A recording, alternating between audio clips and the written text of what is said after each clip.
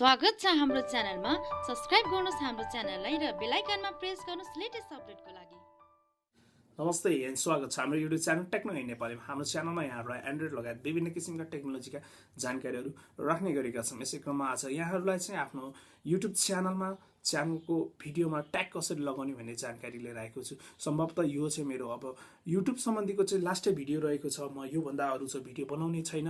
यदि यहाँहरूलाई चाहिँ त्योभन्दा बढी जानकारी चाहिन्छ भने चाहिँ यहाँहरूले चाहिँ कमेन्ट गर्न सक्नुहुन्छ, त्यो अनुसार बनाउने छु। म आफ्नो पर्सनल हिसाबले चाहिँ यो चाहिँ मेरो लास्ट भिडियो रहनेछ युट्युबको बारेमा। योभन्दा अघिको भिडियोमा मैले चाहिँ ट्यागको बारेमा बताएको थिएँ। ट्याग भनेको एकदम इम्पोर्टेन्ट हो। जसरी हाम्रो टाइटल र डिस्क्रिप्सन छ, त्यसै गरी ट्याग पनि एउटा one of the best parts of YouTube भनौँ, जसले चाहिँ यहाँहरूको चाहिँ यो च्यानलको भिडियोलाई चाहिँ भाइरल अथवा सर्च इन्जिनमा ल्याउने चाहिँ काम गर्दछ। च्यानल जुन मैले चाहिँ धेरै साथीहरूको भिडियोमा चाहिँ देखिरहेको छु जसमा चाहिँ ट्याग छैन।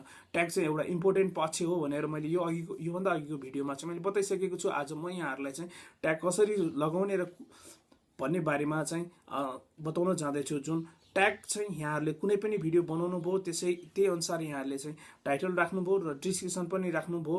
र अब लास्टमा आएछ ट्याग कसरी राख्ने। ट्याग राख्नुभन्दा अगाडि यहाँहरूले सोच्नु होला एज अ भ्युवर।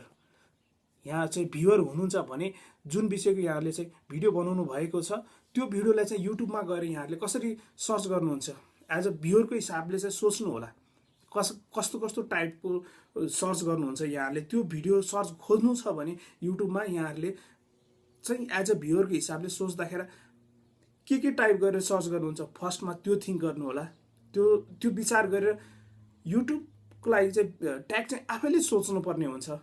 यहाँहरू एज अ भ्युवर भएर यहाँहरूले सोच्नु होला र त्यही अनुसारको ट्याग बनाउनु होला। र त्यस पछाडि नि यहाँहरूलाई थाहा भएन भने चाहिँ म एउटा एप्लिकेसन बताउँदैछु, एप्लिकेसनको बारेमा जानकारी दिँदैछु। त्यहाँबाट यहाँहरूले कसैको पनि ट्याग हेर्न सक्नुहुन्छ। ट्याग हेरेर कपी नगर्नु होला। ट्याग हेरेर कपी नगर्नु र ट्यागबाट चाहिँ अरूको भिडियोबाट ट्यागबाट यहाँहरूले चाहिँ एउटा गाइडलाइन्स लिन सक्नुहुन्छ, रेफरेन्स लिन सक्नुहुन्छ, आइडिया लिन सक्नुहुन्छ। त्यही अनुसार यहाँहरूले आफ्नो भिडियोमा चाहिँ ट्याग लगाउन सक्नुहुन्छ। त्यो चाहिँ म यहाँहरूलाई चाहिँ मोबाइलतिर लाँदैछु। त्यो एप्लिकेसन के हो र कसरी यसलाई चाहिँ प्रयोग गर्ने भन्ने चाहिँ म मोबाइलतिर लाँदैछु। मोबाइलबाट यहाँहरूलाई देखाउन जाँदैछु। आज म यहाँहरूलाई चाहिँ आफ्नो युट्युब च्यानलमा ट्याग चाहिँ अरूको भिडियोबाट हेरेर त्योबाट गाइड्सलाइन रेफरेन्स कसरी लिने भन्ने जानकारीका लागि चाहिँ यहाँहरूले यहाँ मेरो यो यसमा देखिरहनु भएको छ यो ट्याग प्रो भन्ने, यसलाई ओपन गर्नु होला। यो चाहिँ यसबाट चाहिँ अरूको युट्युब च्यानलको भिडियोमा चाहिँ के किसिमका ट्याग लगाएका छन् भनेर हेर्न सकिन्छ। यहाँ हेर्नु सक्नुहुन्छ। माथि यसको सिम्पल इन्टरफेस छ। इन्टर युआरएल भनेर दिइरहेको छ र सर्च भनेर दिइरहेको छ।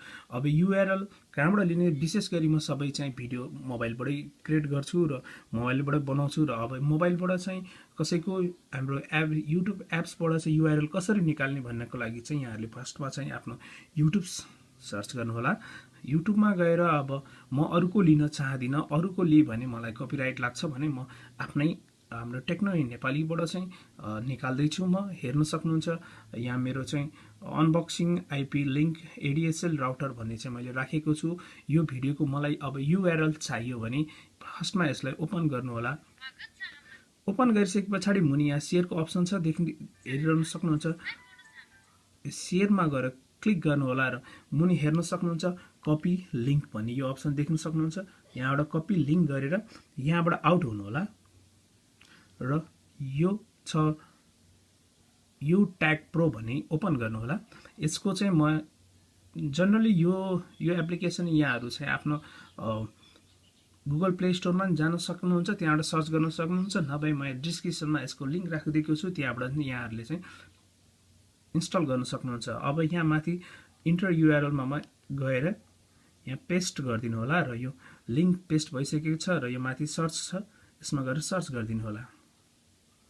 यहाँ प्लिज वेट भनिरहेको छ, फाइन्डिङ ट्याग फ्रम भिडियो भन्ने दिइरहेको छ। यहाँ हेर्न सक्नुहुन्छ जति पनि मैले लगाएको मेरो त्यो भिडियोमा लगाएको ट्यागहरू यहाँ हेर्न सक्नुहुन्छ।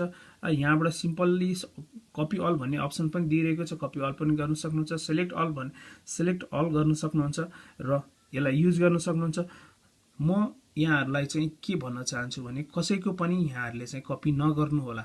कपी गरेर कसैले यहाँहरूको च्यानलमा स्ट्राइक गर्ने स्ट्राइक दियो भने त्यो जिम्मेवारी म लिन चाहन्न। म त केवल यहाँहरूलाई चाहिँ कस्ता कस्ता चाहिँ हामीले युज गर्न सक्ने रहेछौँ र कसरी चाहिँ हामीले युज गर्ने रहेछौँ, आइडिया कसरी लिने भन्ने जानकारी मात्र दिइरहेको छु।